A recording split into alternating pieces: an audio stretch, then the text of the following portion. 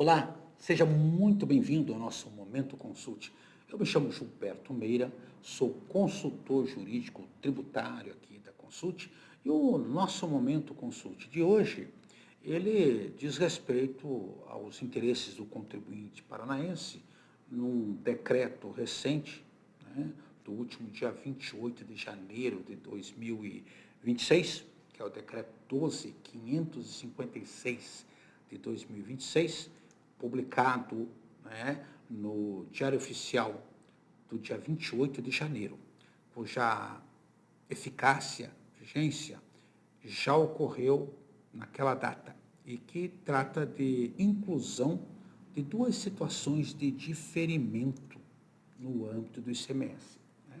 No último episódio, nós falamos aí em substituição tributária, falamos em convênios, falamos em protocolos, falamos em internalização, mostramos até matérias que dizem respeito à temática e dissemos, olha, os protocolos 2 e 3, que extinguem a substituição tributária de produtos eletroeletrônicos, utilidades domésticas e produtos eletrônicos, né? Basta ver o último episódio e você vai entender, ele passa a ter eficácia a partir de 1º de março, o que significa dizer que até lá nós teremos a regulamentação. E aí fica a pergunta, tá, protocolo e convênio pressupõem uma regulamentação. Mutatis mutandis, num bom latim, mudando o que tem que ser mudado. E o diferimento, ele não tem origem em convênio e protocolo? Não. Por quê? Porque, diferentemente de substituição tributária, né, que pressupõe na operação interestadual um acordo de extraterritorialidade, né, lastreado não só no artigo 102 do CTN, mas também no artigo 9º da Lei Candir, os benefícios fiscais à luz do 155, parágrafo 2º, inciso 12, letra G da Constituição, né, regulamentado pela Lei Complementar 2475, né, estabelecido no regimento interno do CONFAS, tudo foi comentado no último Momento Consult. Ali eu tenho a necessidade de internalização e ratificação. Mas, primeiro, diferimento não é benefício fiscal. Ah, mas eu vivenciei aqui situações, até por conta daquela subvenção para fins de investimento, situações em que o diferimento entrou. Atenção, situação de benefícios fiscais teve uma data de corte, que foi a Lei Complementar 160 de 2017 e o Convênio 190 de 2017. E ele não trata de diferimento de forma generalizada, mas apenas e tão somente naqueles casos onde o diferimento acabe se convertendo numa dispensa do pagamento do tributo. E os dois casos que geraram situação no âmbito do judiciário, em que o diferimento foi tratado como benefício fiscal, são tratados como exceção. Um caso interno em que o Estado disfarçou uma isenção de diferimento, e o STF não reconheceu como tal, e uma outra em que o benefício acabou sendo convertido numa dispensa. Se isso acontecer, tudo bem, mas ele não nasceu para ser diferimento. Mais que isso, como regra geral, atenção, isso não vale para o IBS e para a CBS, que aí nós vamos ter a amplitude nacional do diferimento, que hoje é limitada dentro do Estado. O diferimento hoje, no âmbito do ICMS, ele se aplica rigorosamente às operações internas. E ele é tratado tecnicamente à luz de maioria esmagadora das jurisprudências do Supremo Tribunal Federal como uma técnica de postergação do pagamento do tributo e que pode sim ser tratado como uma forma de substituição tributária, mas desde que ela ocorra dentro do Estado, no sentido da substituição antecedente, em contrário daquela substituição tributária tradicional, clássica, subsequente. É o que, aliás, nós tratamos nesse livro de substituição tributária, onde falamos, olha, o diferimento pode sim ser tratado como uma substituição quando quem acabar pagando o tributo seja um terceiro que não aquele original. Mas, tecnicamente, ele não nasceu para ser benefício, ele nasceu para ser postergação. Regrinha, O Estado define administrativamente o momento em que ele quer receber. Então, quando ele usa a expressão, olha, fica diferido até que ocorra isso, até que ocorra aquilo. Olha, eu estou empurrando. Ah, mas é uma vantagem para o contribuinte? Não vou dizer que não seja. Aliás, é uma vantagem dupla, porque você deixa de inserir o tributo e ainda mantém os créditos. Aqui no Paraná e na maioria esmagadora dos estados, o diferimento, assim como a suspensão, são meros momentos de transferência. A suspensão pressupõe que o próprio beneficiário acabe arcando com o tributo. Há umas regrinhas, e nós achamos essas regras lá no anexo 8 do nosso regulamento de ICMS, aqui no Paraná e nos demais estados tratamento semelhante, em que eu postergo o pagamento do tributo, mas em algum momento o Estado recupera. E por que ele faz isso? Geralmente produtos de origem primária, vegetal, mineral e animal, onde ele quer que você agregue valor. Sim, porque o ICMS é um tributo de valor agregado. E a partir do instante em que eu retiro o custo tributário, e o exemplo que eu sempre uso aos meus queridos alunos, é exatamente o que eu vou dizer. Olha, eu tenho lá 100 mil reais de orçamento para comprar em sementes. Cada semente custa 1 centavo. Logo, se eu tenho, porque ela tem carga tributária, logo, se eu tenho 100 mil reais, eu poderei comprar 1.000 sementes. Né? Agora, daqui a pouco o Estado diz, olha, vamos diferir o pagamento do ICMS dessa semente e, hipoteticamente, ela cai para 50 centavos. Sim, vai cair, porque eu não estou embutindo o tributo. Isso se chama repercussão. O efeito repercutivo significa dizer que ele vai transpondo no valor e chega ao consumidor final.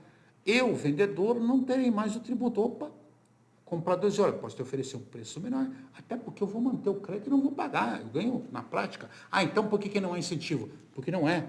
A hora que eu, vendedor, que comprei de você essa semente, produzir um produto que hipoteticamente na saída posterior não tem diferimento, eu irei pagar o ICMS, aquele que foi postergado. Eu apenas tirei no custo de aquisição. Ele vai ser devido e o Estado pode cobrar em qualquer momento. É por essas e outras razões, né, que nós tratamos quando falamos em transferências em inúmeros momentos consultos, e eu vou comentar isso, fazer um linkzinho embaixo para quem quiser, é que nós dizemos que, olha, na transferência de mercadoria em operação interestadual, em que o produto tenha sido diferido, a despeito de você optar por não debitar, não transferir o crédito, você vai ter que recolher o ICMS diferido. Oh, mas isso é inconstitucional. Olha, não fale essa besteira. Eu não estou recolhendo o tributo porque eu transferi, porque isso de fato não tem incidência desde o advento da decisão da DC 49, desde a Lei Complementar 214. Mas esquecimento é algo que não pode passar na cabeça de um bom profissional de contabilidade e de direito tributário. É bom lembrar que diferir é postergar. E a lei diz, ó, fica diferido até que ocorra. 2 pontos. As seguintes situações. Venda para consumidor final. Ué, não é à toa que o diferimento parcial, aquele que a carga tributária cai para 12, na maioria das situações, lá do artigo 128 do anexo 8, ele não se aplica na venda para consumidor final, não se aplica aí para construção civil, porque o Estado recupera. Ou seja, não é diferimento. O Estado tirou, né? Isso faz parte da política tributária para que eu recupere lá na frente, barateando o custo, ganhando em escala. Então, ele está exigindo o tributo não porque é uma transferência, mas porque você descumpriu uma condição. Olha, eu te garanto isso. Se não fez isso, você vai ter que pagar. Ah, é porque é injusto. Filho, filha, amigo, procure conhecer a legislação. Diferir é postergar. O Estado pode cobrar, sim. É por isso que nós temos defendido que nas transferências, né, em operações interestaduais de produtos com diferimento na etapa anterior, você causou, é só lá olhar nas regras de encerramento, encerrar diferimento, dizer, ó, aconteceu isso, tem que recolher. Ah, eu estou dando saída para minha filial no outro estado. Não tem incidência? Não tem, mas você não está recolhendo pela saída, você está recolhendo porque você descumpriu um compromisso que o Estado tinha. É assim que funciona, tá bom? Bom, o que é importante fundamentar aqui, nessas duas alteraçõezinhas que esse decreto, que já tem vigência, trouxe, né, para o nosso regulamento ICMS, a partir do dia 28 de janeiro, repito, o decreto 12.556.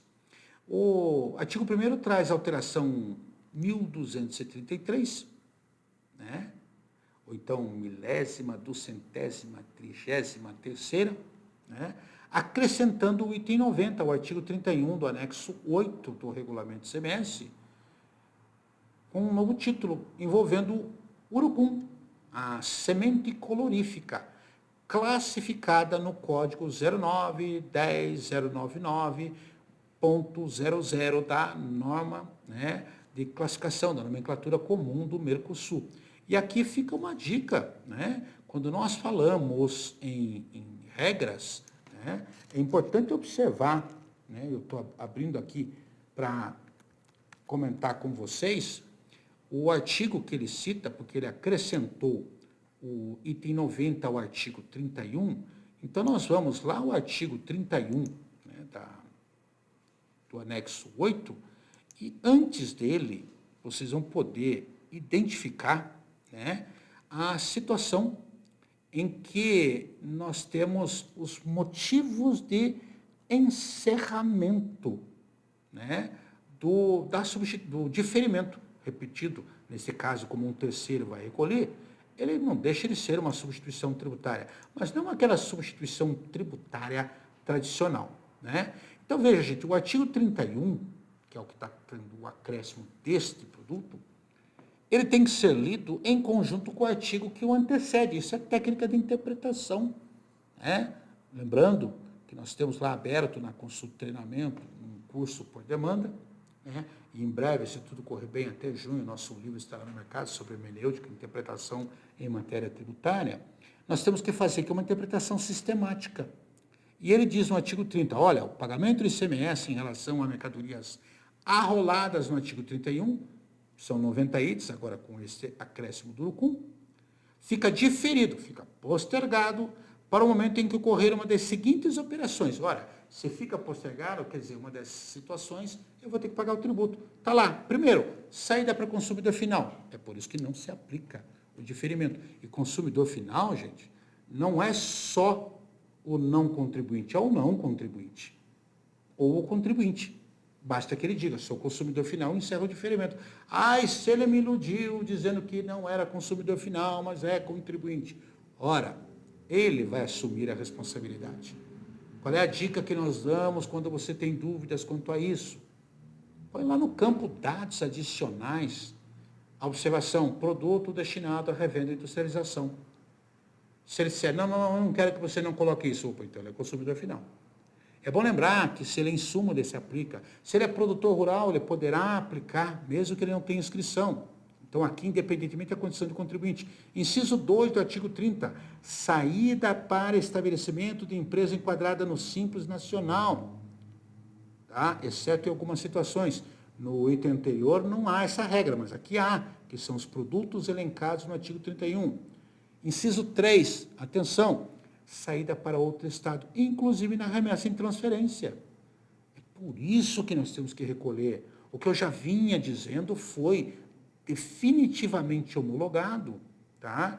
Com a redação atual do inciso 3 do artigo 30 do anexo 8, né? Saída para vendedor ambulante, tá? Não vinculado a um estabelecimento, vendedor que não tenha estabelecimento, né? E são as situações que estão lá elencadas, além dessa, saída promovida pelo industrializador de produto resultante daquele processo, já é a etapa subsequente. Então, preste muita atenção nas regrinhas que nós acabamos de passar, que elas fazem a diferença. E quando nós falamos que não é benefício fiscal, nós dizemos com tranquilidade de quem já estudou o tema. Neste mesmo livro, nós temos um capítulo dedicado ao diferimento. Fizemos, no ano de 2024, uma publicação na revista Tributária e de Finanças Públicas da Academia Brasileira de Direito Tributário, considerações gerais do diferimento no âmbito do ICMS, inclusive com a curiosidade que lá no estado de Mato Grosso, o diferimento é tratado como sendo algo tipo uma isenção intertemporal. Eu confesso que eu não sei o que é isso, eu acho muito chique o nome, tá? Porque é um jeito disfarçado para determinar que o diferimento tem o estorno do crédito. Com todo respeito que nós temos aí, administrador tributário, isso é basófia, como meus alunos sabem, uma prosopopeia flácida para encantar bovídeos e entregá-los calmamente aos braços de Morfeu. Tradução tecla SAP que vocês estão vendo aqui, conversa mole para boi dormir. Todavia, o legislador lá assim determinou, e se você quiser discutir, não é administrativamente, você vai ter que seguir o Estado, você vai ter que brigar no judiciário. E aí você vai ter que levar a relação custo-benefício, avaliar se vale a pena, verificar se é a tua situação. Não é porque eu estou dizendo que é discutível, que necessariamente a lei está errada, porque ela pode ter sido contextualizada. E eu estou comentando em regra geral. Em regra geral, diferimento, suspensão são postergação. Então, no ICMS, elas teriam que garantir manutenção de crédito. Atenção, só se aplica dentro do Estado. Aqui eu tenho pelo menos 11 julgados nessa matéria provando que diferimento não é benefício. Logo, ele não tem que passar pelo CONFAS para ser homologado. Ele não é incentivo. Tá? Alguns anos atrás, quando a Lei Complementar 160 saiu, de 2017, o convênio 190, olha, não se pode mais aplicar o diferimento do Estado, porque o convênio 190 de 2017 não previu essa situação, logo ele foi extinto por conta da Lei Complementar 116. É por isso que eu fiz essa matéria. Estava interpretando o diferimento como um benefício, e ele não é. O diferimento é uma figura bastante interessante e que será mantido no contexto de IBS, da CBS, sobre outra modalidade, aí sim com operação interestadual. Lembrando que nesses dois novos tributos, nós não temos mais o problema de ser operação interna interestadual, O que determina a tributação é a operação onerosa ou a não onerosa que configure as situações tributáveis e a preocupação com a carga tributária de destino. Hoje nós temos carga tributária de origem, é por isso que são situações absolutamente distintas, mas o diferimento é o mesmo. É técnica de postergação e na Lei Complementar de 214 é possível ver o direito de manutenção de crédito que se tem. O outro dispositivo, que é a alteração milésima, duzentésima, 34ª, eu brinco porque tem duas coisas, que as pessoas não sabem ler, o cardinal e o ordinal, e algarismo romano, quando o cardinal está em algarismo romano. Aqui é numeração mesmo, O inciso 7 do artigo 42 do inciso 8º, do anexo 8º, passa a vigorar com a seguinte redação. Esse inciso 7º, ele já existe, ele diz respeito à ração animal concentrada e suplemento de uso na pecuária e na avicultura. E esta alteração, o mesmo decreto, ele ampliou para a piscicultura. Então, diz lá, é diferido o pagamento do imposto nas operações com as seguintes mercadorias. Ele relaciona, e o inciso 7, na redação até então, falava em uso na pecuária e na avicultura. É claro que existe uma relativa dúvida se eu estou comprando no mercado, se isso é uso na avicultura. Ora, gente, lembra que eu falei das regrinhas de encerramento do diferimento? É óbvio que eu não aplico diferimento quando eu estou vendendo numa eventual farmácia veterinária ou numa loja de produtos hortícolas e hortifrutigranjeiros ou coisa do gênero, para uma pessoa que não tenha uma inscrição estadual, porque fica evidenciado que ele é consumidor final. E aí, naquela regra do 31, nós somos ao 30. Aqui a mecânica é diferente, está no 43, então 42 incluiu a piscicultura e está escrita a seguinte regrinha de encerramento. Encerra-se a fase de diferimento em relação às mercadorias arroladas no artigo 42 desse anexo, que agora tem ração, suplemento, e também concentrado para uso na pecuária. A saber que o parágrafo 1º do mesmo artigo 42 define como ração animal qualquer mistura de ingredientes capaz de suprir necessidades nutritivas para manutenção, desenvolvimento e produtividade. Sim, eu estou lendo, eu não sei tudo de cabeça, viu, gente? Dos animais a que se destina.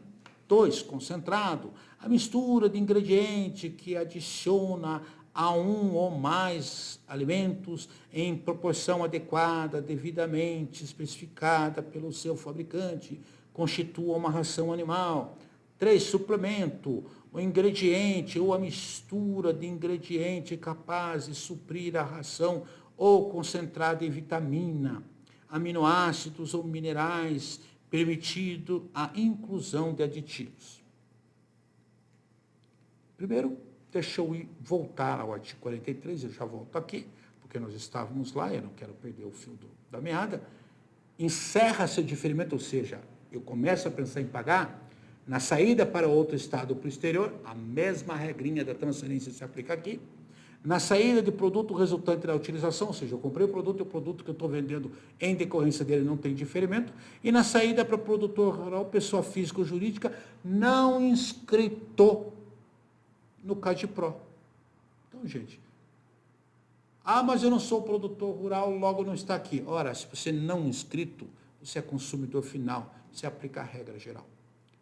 O produtor rural que tem o CADPRO, ele vai usar na atividade, está tudo certo. Dá para discutir? Dá. Lembro, ele tem que recuperar. Né? Eu uso o insumo para alimentar o gado, e o gado ganha peso, ganha valor, agrega valor, o Estado ganha. Tá bom? O que é importante voltar a comentar aqui?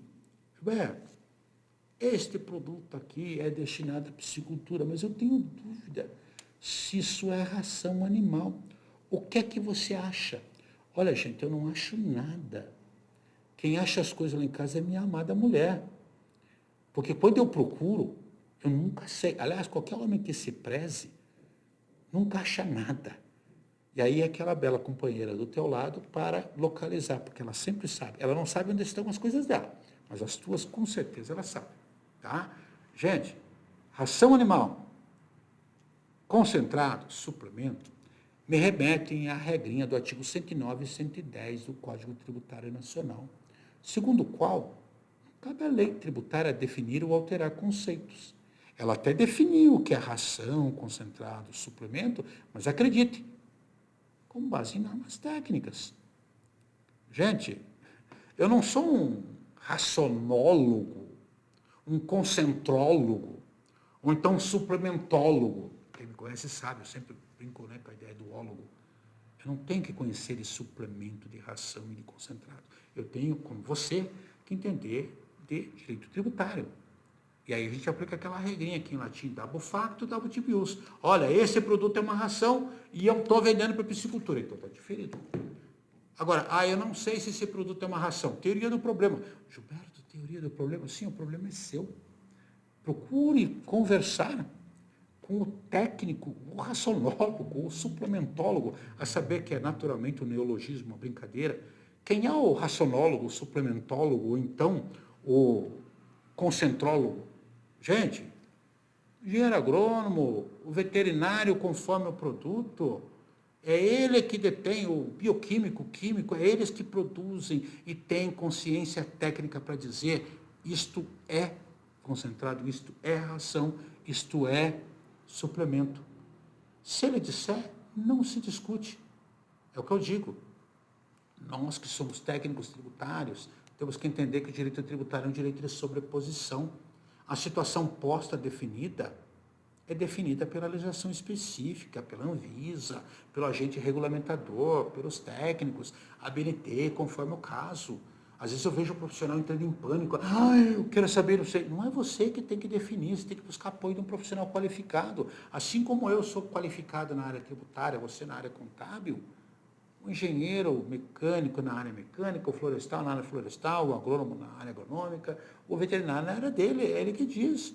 Certa feita chegou alguém aqui querendo saber a alíquota de pão, 500 grãos, hipoteticamente, e recebeu a informação que lá em Santa Catarina não se aplicava a redução da carga tributária porque aquilo não era pão. E o que eu achava disso? Eu não acho nada. Eu não sou um panólogo. Quem tem que achar se isso é pão ou não, porque lá na lei estava descrito que pão tinha o benefício, era o panólogo. Quem é o panólogo em questão, gente? O nutricionista, o engenheiro de alimentos. No dia seguinte, o querido profissional de contabilidade, né, disse, olha, conversei com a nossa panóloga, entre risos e gargalhadas, e ela deu 2 laudas, dizendo, olha, pão é produto decorrente de cocção, feito disso, daquilo. Logo, pão, 530 grãos, é pão. Eu falei, bom, agora, com isso aqui, eu atravesso o Oceano Atlântico, o Pacífico, o Índico, eu vou de norte a leste, porque alguém que entende de pão, o panólogo, disse a mesma coisa para ração, a mesma coisa para concentrado e assim por diante. Ah, e aí você vai me perguntar, tá, Gilberto, e para camarão, né? Eu posso aplicar? Bom, gente, aí já é um problema de conhecimento básico e eu convido você a pesquisar na internet. Essa eu não vou responder, porque isso é cultura geral.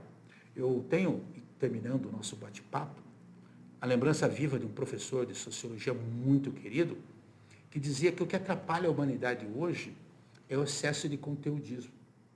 E aí eu acrescentei, e também o comodismo. Sim, porque o conteudismo, hoje tem muita coisa, acabou criando um comodismo. Você tem a solução na tua mão para saber, né, se camarão é peixe. É claro que não é. Ele está numa outra situação, tá? Ele é né, vocês vão ver lá molusco, crustáceo, está aqui a dica, vão lá pesquisar, né?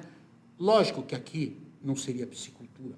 Agora, Gilberto, e se uma norma técnica da Anvisa disser que para estes efeitos eu aplico o conceito de piscicultura para camarão? Não está mais aqui quem falou. Por quê?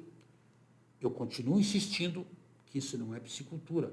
Todavia, o legislador tem competência, e aí nós falamos de legislação regulatória, para dizer, olha, para estes efeitos enquadram-se no conceito de piscicultura, produto tal, isso e aquilo outro. Gente, aí é uma extensão, é o que nós chamamos em direito de ficção jurídica. Nem aqui, nem na China, e muito menos na Cochinchina, ele será. Mas porque o legislador disse que para efeitos técnicos ele será, não sou eu que vou discutir. Porque, mais uma vez, o direito tributário é um direito de sobreposição. E se o legislador diz que para efeitos legais dá para entender, morreu o assunto. Olha, gente, nós temos um monte de convicções aqui e de convenções, de ficções. Por exemplo, energia elétrica tem até NCM. É considerado como mercadoria. E salvo você já tenha levado um choque, você não consegue carregar com a mão a energia elétrica. Você põe num acumulador que as pessoas vulgarmente chamam de bateria. Nome vulgar, nome técnico, segundo a NCM. Tá? Então, gente, veja, isso que eu acabei de fazer com vocês é exercício de hermenêutica. E aí fica o convite. Nós temos aqueles que têm dificuldade, cursos online, lá na consulta de treinamento, né, curso sob demanda, né, de interpretação. Né? Estamos aí preparando um livro, em breve nós estaremos lançando. De resto, essas serão as novidades mais recentes. Estamos aguardando a regulamentação dos protocolos 2 e 3, né, que nós comentamos no nosso encontro passado, e a gente vai voltar ao tema. Eu espero que você tenha gostado, porque eu faço em todo de bate-papo com amigos, e aqueles que não me conhecem não se assustem, porque eu sou assim. É a minha forma de agir, de pensar, de conversar, tentando transpor o jeito que eu sou aí para do lado de lá da tela. Pedindo a você que, se você gostou, comente, curta, compartilhe. Né? Se você ainda não tem a inscrição, tem aqui uma sinetinha, você vai ser notificado quando tiver. Ah, Gilberto, eu fiquei com dúvida, eu não concordo com algo. Pois então, faça o seguinte, você tem 2 maneiras de fazer. E vamos respondê-lo com toda a honestidade. E se você mostrar que eu estou errado, eu terei honestidade em assumir. Você pode colocar aqui embaixo teu comentário, tua crítica, tua sugestão de pauta, inclusive. Né? Muita gente faz, a gente responde. E no nosso e-mail, momentoconsulte@consulte.com.br. A nossa equipe vai responder a você teremos um prazer e agradecemos essa participação, como agradecemos a oportunidade de estarmos dentro da sua casa, no seu escritório, da sua empresa.